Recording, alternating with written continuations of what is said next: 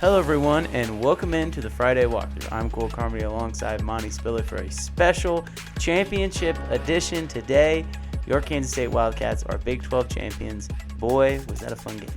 Man, it's one of those games where I know me personally, I've watched videos, replays. People have added music to the kick when Zentner made the kick. It's fun to watch, and I'm super proud. And you can just see the community, Wildcat Nation. There's so much pride in those guys, and we're excited about moving forward. But it was an awesome game. It was unbelievable. We're going to talk about that whole entire first half. We'll probably talk a little bit about it in the second half, but we'll get into our yearly awards, a little award ceremony. We'll have a little throw out the red carpet, and it should be fun. We're going to have all the guys come down for the show. We'll give them their awards. No, we'll talk about that in the second half. But before we do, we want to let you know we're sponsored by the Part-Time Beverage Company. The first half is sponsored by the Club Special. The second half is sponsored by the Cape Cod. Make sure you get in and try those drinks. Also, make sure you're hitting subscribe wherever you're listening or watching to this podcast, whether that be on YouTube, whether that be on your podcast provider. Make sure you're hitting subscribe and make sure you're subscribing to GoPowerCat.com. We're going to have lots of coverage from New Orleans when we go down there, starting on the 26th.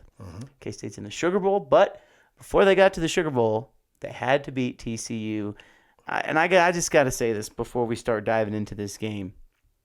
I was so happy for every single person associated with Kansas State, whether it be the players, the coaches, the students, the alumni, the fans, everybody. It was just so cool to see everybody enjoying that moment. No, I'm with you. And it's one of those things where starting at the beginning of the day, and I was happy for K-State fans, first and foremost, we bleed purple. It's all about us.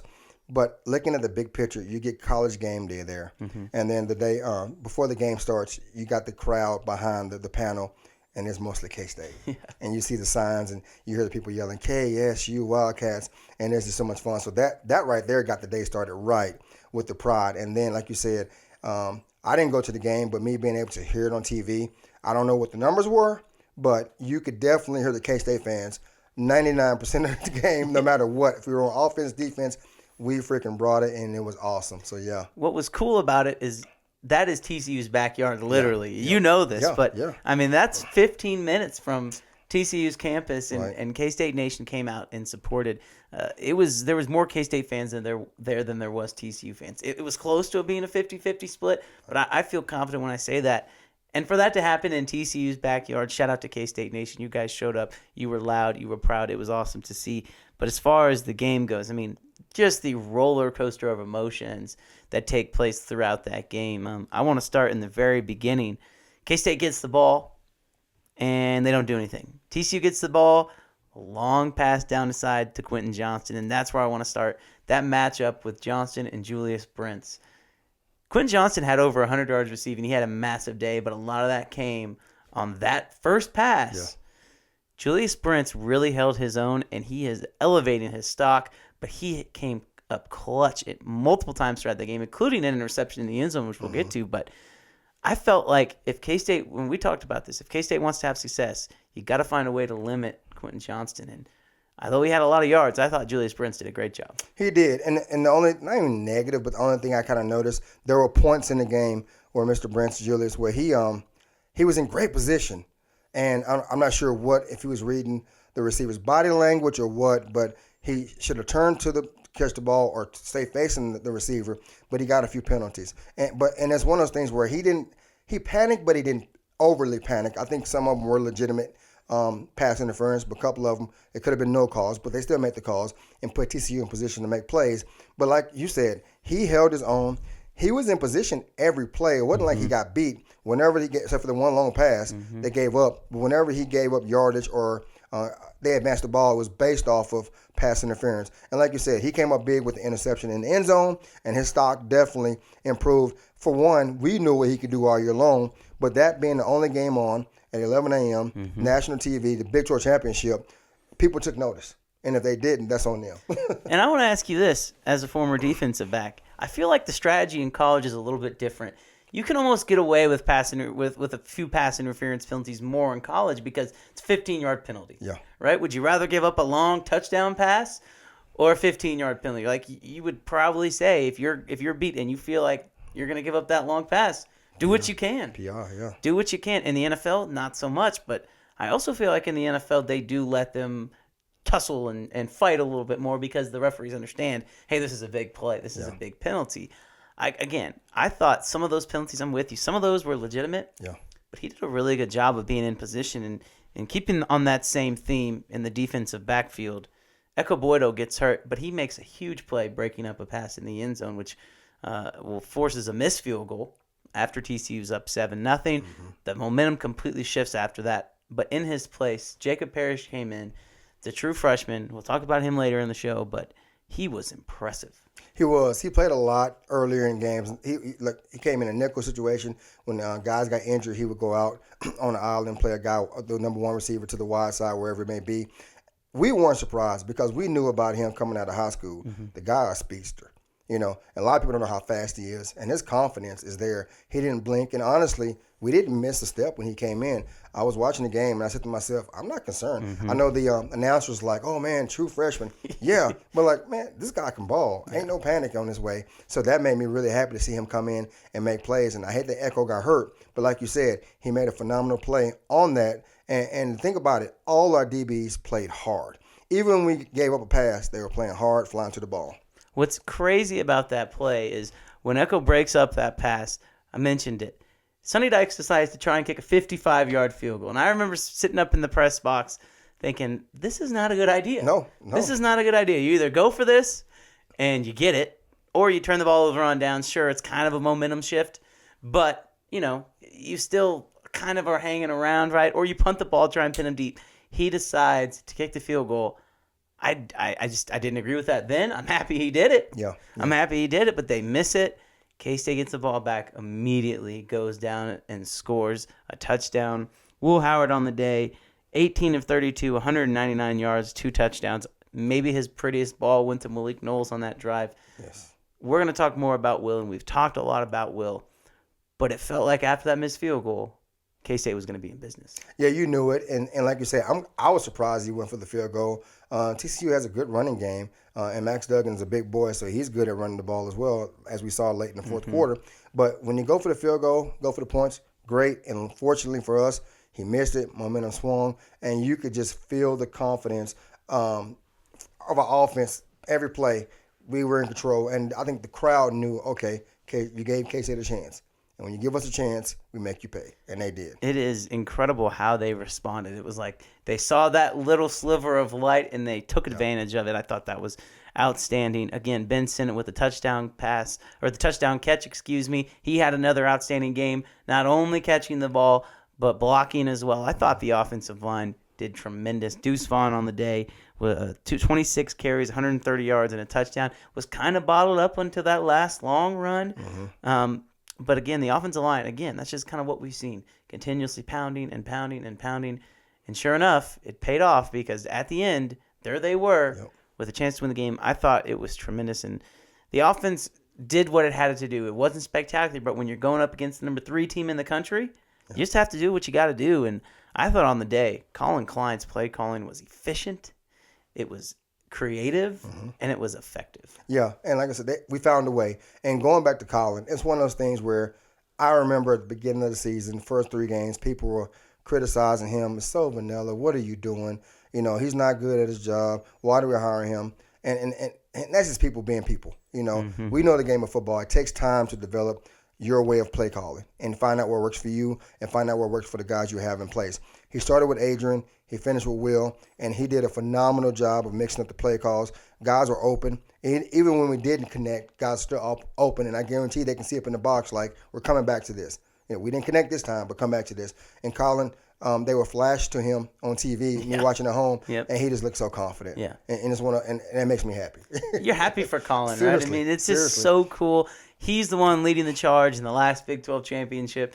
He's doing it for the most recent one in 2022. I thought it was outstanding. One of those guys that stood up on the offensive side was RJ Garcia. Oh, yeah. Malik Knowles had a great game. He was having a great game. He gets hurt. We think he'll be back for the bowl game, but he gets hurt.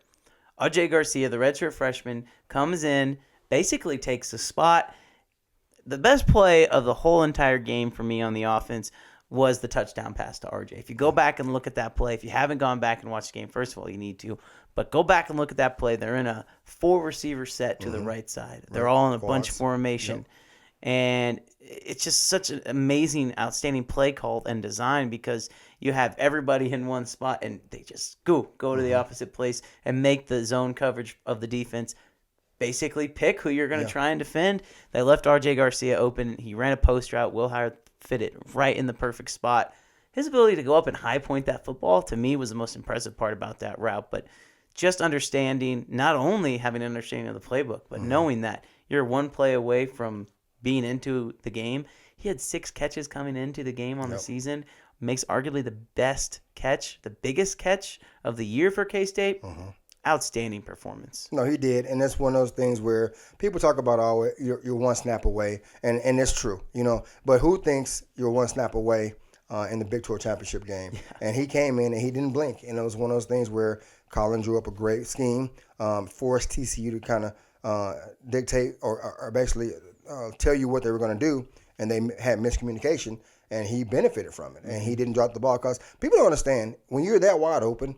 It's easy to drop the ball because, you're supposed to make the catch. But when you got coverage tight, if you don't make it, oh well. But he did a great job catching the ball, and I'm excited for him in his future. Yeah, he's going to have a huge career at K-State. Only good things are in store for him. I want to talk a little bit about the defense again. Austin Moore, I want to ask you about this play because, to me, there was a lot of questionable calls in this game. The biggest one was the safety that wasn't a safety. It was. I firmly believe that they got the call right initially. Yeah. They called it a safety. Yeah. They overturned that. Credit to K-State for not letting that go against them and bring everybody down because it was a terrible call, first of all. It was. And Austin Moore, his ability to create plays, we've seen it throughout the year. But that's a big play because that's 3rd and long and coming right out of halftime. Now, granted, it wasn't a safety; it was an incomplete pass. But that's when K-State went down and scored. I want to get your opinion on this, but that was definitely a safety, right? Oh, without a doubt. And like I said, I was at home watching it. I had a great view from the TV cameras. It was a safety. Yeah. It wasn't. There shouldn't have been any debate. It was a safety, and I'm not sure. I'm not an official. I've never been an official. I don't know what goes on behind the scenes, behind the cameras. But if they had the same point of view I had, should have been a safety. Yeah, it was very interesting to see, and the reaction of the crowd and everybody there. You could tell that they were wanting that safety. Obviously, didn't end up getting it, but K-State, it didn't faze them, and so all these things that didn't faze K-State. You mentioned they didn't blink. That was not just Jacob. That was not just RJ. That's the entire team. Max Duggan had arguably one of the best performances I've ever seen out of any college football player. I mean, what he was doing was insane on that last drive when TCU was down 8. He basically wills them all the way back. Yeah. They score a touchdown, tie the game. Here we go to overtime. When you're sitting at home and you see Max Duggan cross that goal line and find Jared Wiley for that 2-point conversion, you're like, oh, man. What's going through your mind? I'm like, well, TCU's done it all year. How many games have they been down, played close, and found a way to win? They did it against Baylor. They did it against us early. They did it against Texas. They did it all year. And I'm thinking, okay, I was hoping their luck run out, but here they go again.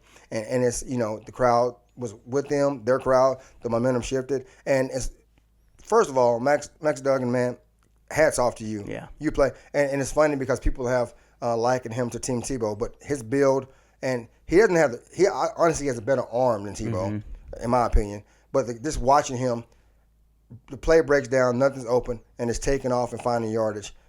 That guy played lights out. He wanted his team to win, and he was exhausted. But like you said, when they scored and tied it up, I'm thinking, okay, here we go. Overtime, they got the momentum, and let's see what's happened. But you know the outcome of it. So the rest is history, and I want to talk about those 2 plays. So Max Duggan in overtime, 2nd down, it's kind of a broken play. He's down at the 1.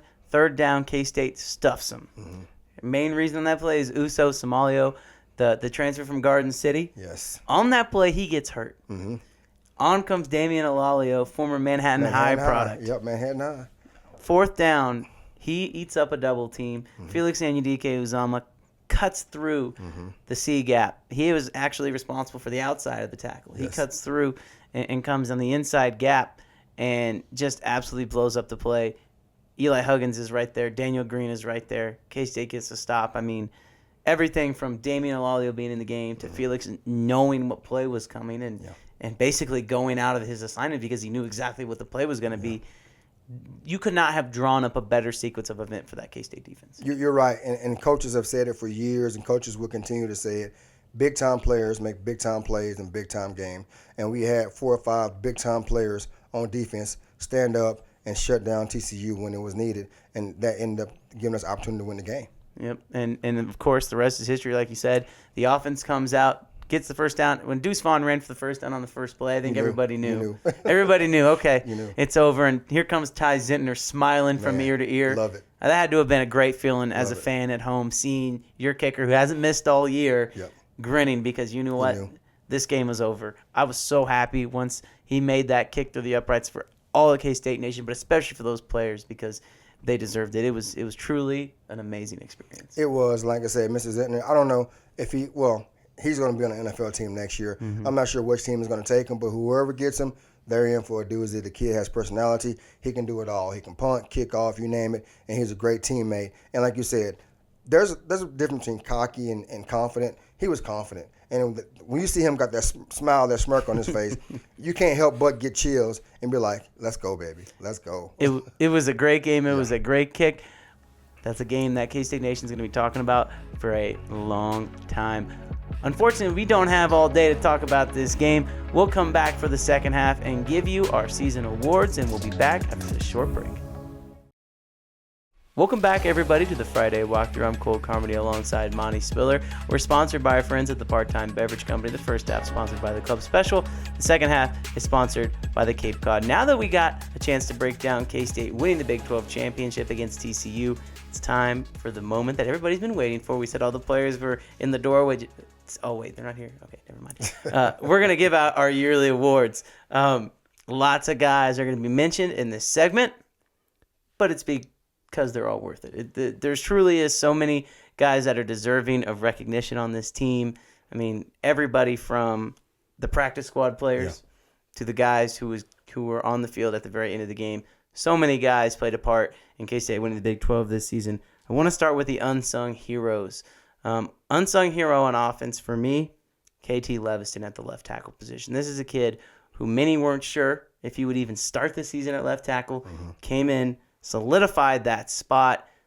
On the defensive side, it's Echo Boydo. We talked a lot about Julius Brents in the first half, but Echo is a kid who has quietly been a 3-year starter and really, really held his own this season. Yeah, I'm gonna agree with you with the defensive wise. Echo, down the road, he's from Lawrence. Great kid, man, phenomenal individual. But you're right, Julius gets a lot of the attention as he should, is well deserved. But Echo, he does a great job on the opposite side. He's targeted a lot more because guys go away from Brents, and he continues to play solid football. On the offensive side, I'm going a little different than you. I'm going with two guys actually, Kate Warner and Ben Sennett, and they both kind of started slow. In the season and picked up as the season went on, but I'm really impressed with them both and excited for the future for Kay, whichever direction he goes, and for Ben coming back. I'm excited for him as well. Whatever Kay decides to do, I just know that he's going to make a heck of a coach. Oh yeah. The way he talks to the media is outstanding. Did you see that video of his dad after the game? So cool to see that Warner family really embracing the K-State culture. Kurt Warner was just like everybody else when Ty Zentner made that field goal. Really cool to see. And you mentioned Ben Sennett, and that's where I want to go next when we have our most improved players here. Most improved on offense for me is Ben Sennett. Could have said Will Howard, but I feel like the strides Ben Sennett made this season from somebody who was basically a blocking fullback in the beginning part of the year to an end of the season, baby Gronk, as he's known throughout K-State. First team all tight end. It was remarkable. Ben Sennett is my most improved player on offense. On defense, most improved player for me is Brendan Mott. They're actually roommates together. Those guys, yeah. Okay, didn't know that. Yep. Ben Sennett on offense, Brendan Mott holding down that other DN spot opposite of Felix Anyudike Uzama on defense. Offensive wise, I'm with you. Mr. Sennett, he balls out. The guy's fun to watch. I'm not much of a jersey type guy, and I've bought maybe a few jerseys in my lifetime, and they're usually NFL team. But if I were to buy a college jersey, I would rock a Ben Sennett jersey, and I would do it proudly. Defensive side, similar to what you said, Mr. Mott, love him, and then there's Austin Moore as well. Either one of them can go either way, But I think, Austin Moore gets a little more attention, which is deserved. But Mott, he's solid. He does what he's supposed to do. He makes the plays that coach asks him to do, and he's consistent. So I'm going to agree with you on that. I'm going to go with Mott on that. I think Austin Moore could very easily, like you said, could have gotten this honor. But the fact that he was not an all-conference selection for me is wild. Yeah, I'm not hearing that. I understand Daniel Green was hurt, and that's maybe who K-State and the rest of the Big 12 looked at as that linebacker. But Austin Moore was the best linebacker this season for K-State. It's nothing against Daniel Green, but Austin Moore had an outstanding season. But I think for where Brendan Mott was at the end of last year to where he finished this year, those strides were, those were remarkable. As we flip the script and talk about underclassmen of the year on the offensive side, not really a lot of underclassmen that played on the offense when you really think about it. I'm going to say Hadley Panzer. He started at right guard, came in for Taylor Potier when he got hurt. Hadley wasn't even going to start the season. Right. Maybe he was going to play some center, maybe going to play some guard. But it's his job from week one, and he had an outstanding season working next to Hayden Gillum.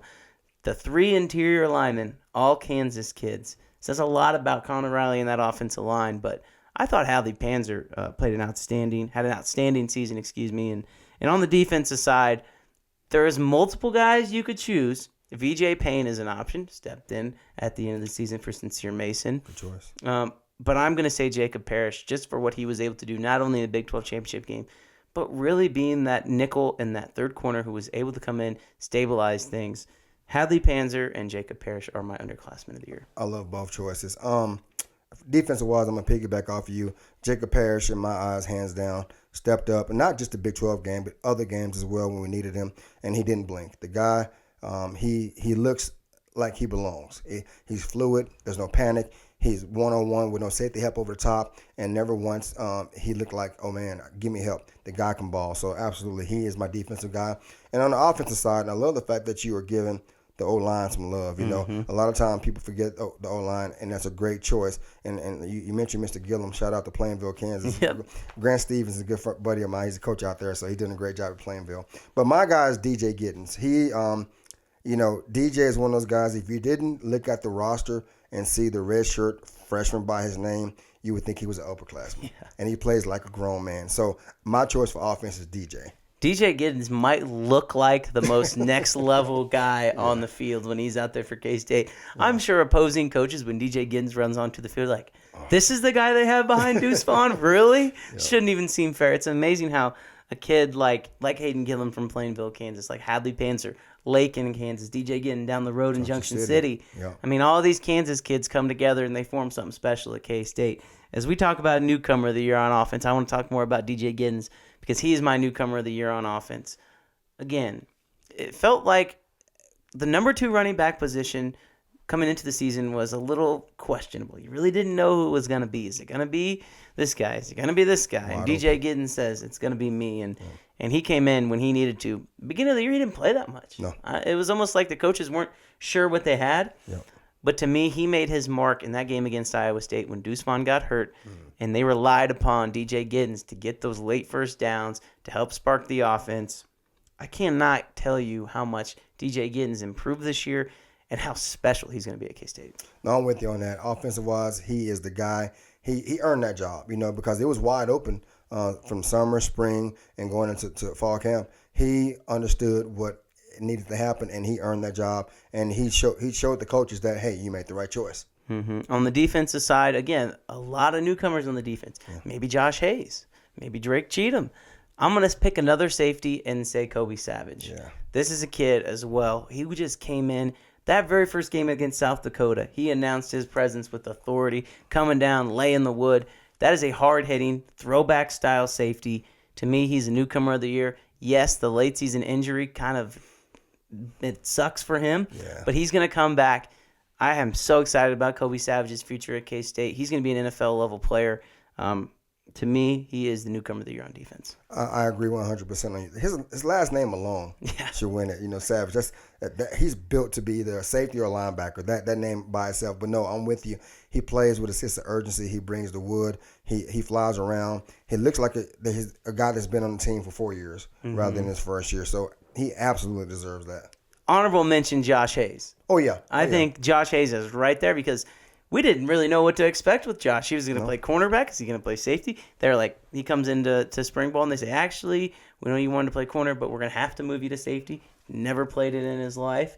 I mean, at the end of the year, he was one of the better safeties in the conference. But, yeah, I think number 1 and number 2, literally on the field. Yep. I think number 2 is probably a little triumph over number 1 in that case. But, again, Savage and Hayes right there. Both good players. Shout out to Joe Kleineman, which we'll get into that here soon. But figuring out how to utilize those guys was really, really impressive. And we'll just go there right now. The K-State Coach of the Year. Not necessarily who had the best season, who was the most important. I'm going to say Colin Klein on K-State staff because of how he was able to utilize the offense. Now, you could make an argument that Connor Riley, the offensive line coach, could be up there too with the way how he kind of pieced that offensive line together and made it work. But I think the way Colin was able to use the weapons that he had, use it in a way where by the end of the season, K-State was clicking on all cylinders. From a team that scored 10 points against Tulane to a team that won in overtime against the number 3 team in the country at the end of the season, the improvement that the offense made under not only Adrian Martinez but Will Howard too, which I think Colin Klein deserves some credit for. Will, it was remarkable. No, I love your pick. That's not my pick, but I love your pick because everything you said about Coach Klein holds true. And like you said, the assistant coaches don't get a lot of love because they're not coordinators, but they do a good job individually based on positions. But Coach Klein has done a great job being a younger coach, stepping in, taking leadership, having confidence, and turning this offense from a ho-hum offense to a legitimate scoring threat every game. So that's awesome for Coach Klein. Kudos to him. But I'm going to go on the defense side of the ball with Coach Klanderman. We talked about in preseason, before the season started, the biggest question mark for the defense was the secondary. We had to fill 3 new spots.